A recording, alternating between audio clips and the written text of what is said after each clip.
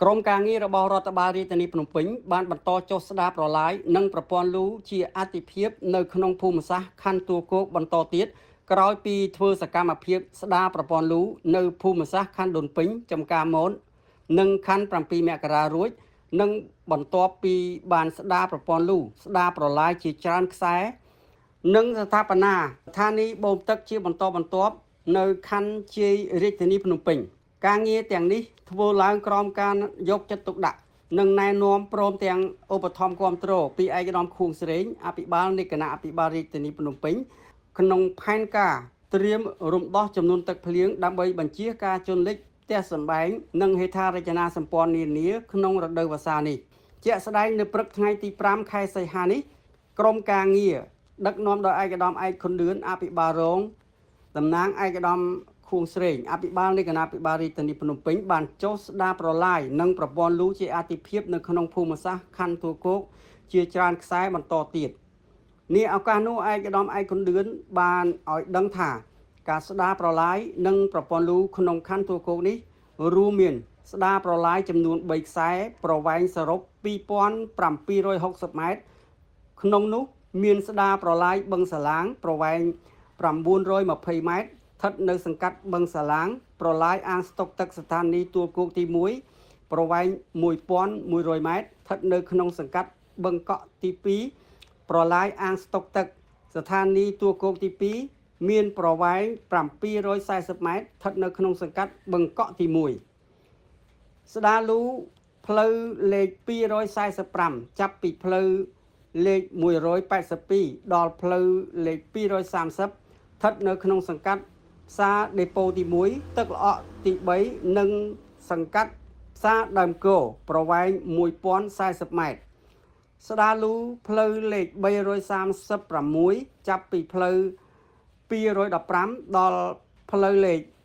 261ក្នុងសង្កាត់ផ្សារដើមគោនិងសង្កាត់បឹងសាឡាងប្រវែង1720ម៉ែត្រស្ដារលូផ្លូវលេខ182ចាប់ពីផ្លូវលេខ215ដល់ផ្លូវលេខ245ក្នុងសង្កាត់ផ្សារដេប៉ូទី1ប្រវែង3600ម៉ែត្រស្ដារលូផ្លូវលេខ253ចាប់ពីផ្លូវលេខ128ដល់ផ្លូវលេខ230ក្នុងសង្កាត់ទឹកល្អក់ទី1ទី2និងទី3ប្រវែង2000ម៉ែត្រស្ដារលូផ្លូវលេខ257ចាប់ពីផ្លូវ128ដល់ផ្លូវលេខ230ក្នុងសង្កាត់ទឹកល្អក់ទី1ទី2និងទី3ប្រវែង2100ម៉ែត្រស្ដារលូផ្លូវលេខ261ចាប់ពីផ្លូវ182ដល់ផ្លូវលេខ230ក្នុងសង្កាត់ទឹកល្អក់ទី3ប្រវែង1060ម៉ែត្រឯកឧត្តមឯកខុនលឿនបានបញ្ជាក់ទៀតថាក្រុមការងារនេះនឹងប្រើប្រាស់រថយន្តចំនួន13គ្រឿងដោយបែងចែកជាក្រុមធ្វើសកម្មភាពព្រមគ្នាតែម្ដង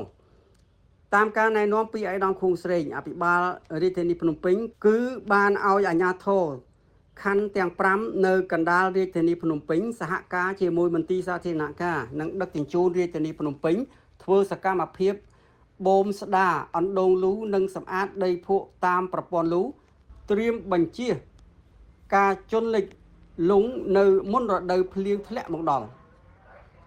គិតមកដល់ពេលនេះកិច្ចការស្ដារប្រព័ន្ធលូនៅក្នុងខណ្ឌចំនួន3ហើយដែលបានបញ្ចប់រួចរាល់នៅក្នុងនោះមានខណ្ឌដូនពេញចំការមននិងខណ្ឌ7មករាជាមួយគ្នានោះឯកឧត្តមឯកខុនលឿនក៏បានណែនាំឲ្យអាជ្ញាធរខណ្ឌសង្កាត់ត្រូវតែចុះពិនិត្យមើលទីតាំងដែលប្រឈមនឹងការលិចលង់ខ្លាំងដើម្បីឲ្យក្រុមការងារបានស្ដារឲ្យចំគោលដៅហើយប្រព័ន្ធលូតូចដែលមិនទាន់បានស្ដារជាមួយនឹងលូមេក្រុមការងារត្រូវភ្ជាប់គ្នាងាយស្រួលទឹកហូរនិងធានាបានការមិនមានការលិចលង់ដោយចំនួនទឹកភ្លៀងនៅរដូវវស្សានេះទៀតបន្ថែមពីនេះឯកឧត្តមអភិបាលរងក៏បានអំពាវនាវឲ្យបងប្អូនប្រជាពលរដ្ឋត្រូវវិច្ឆិចទុកដាក់សម្រាមកាកសំណល់ផ្សេងឲ្យបានត្រឹមត្រូវដើម្បីរក្សាបានអនាម័យនិងបរិស្ថានស្អាតព្រមទាំងអាចបញ្ជៀសការ